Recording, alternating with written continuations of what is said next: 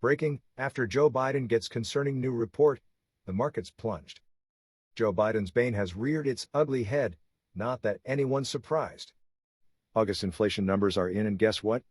Inflation continues to rise. From Breitbart. After a brief respite in July from the worst inflation in 40 years, consumer prices are rising again. Compared with a month earlier, the Bureau of Labor Statistics Consumer Price Index rose 0.1 of a percentage point. On a year-over-year basis, the CPI was up 8.3%. Prices are up 8.3% from this time last year. That's a huge increase, as we've all experienced. It was shocking news to those who believe the White House.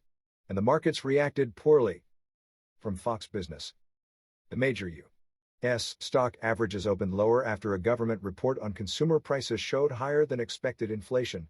Declining gasoline prices were offset by gains in the costs of rent and food, giving cover for the Federal Reserve to deliver another hefty interest rate increase next Wednesday.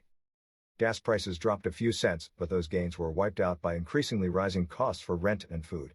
The markets reacted with a plunge this morning. A smart president would be quick to address this. Perhaps honestly assess the fact our economy is a mess. But not good old Joe. From Town Hall. President Joe Biden is attempting to spin new and horrendous inflation numbers as progress. Overall, prices have been essentially flat in our country these last 2 months. That is welcome news for American families, with more work still to do. I know we joke a lot about Joe, but we have to start questioning what is going on in his brain. Inflation is still historically high from just a year ago. Prices were 8.3% higher this August than in August 2021. Worse still, inflation went up from July. That has put a huge burden on working families and anyone trying to make ends meet. Gas prices are still high compared to 2 years ago. That continues to hurt the cost of everything else.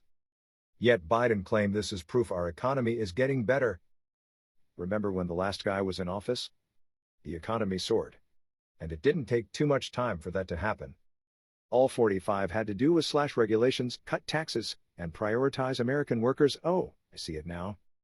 Biden is doing none of that. In fact, the exact opposite. It only seems to be a coincidence anything good is coming out of this economy. It's pretty sad that Biden's administration is touting minor, coincidental improvements as victories. This administration can't point to a single decision it's made that has made a big positive change for the country. It's been one disaster after another. And the really shocking thing, nobody in the White House is willing to take responsibility for it. Thanks for watching.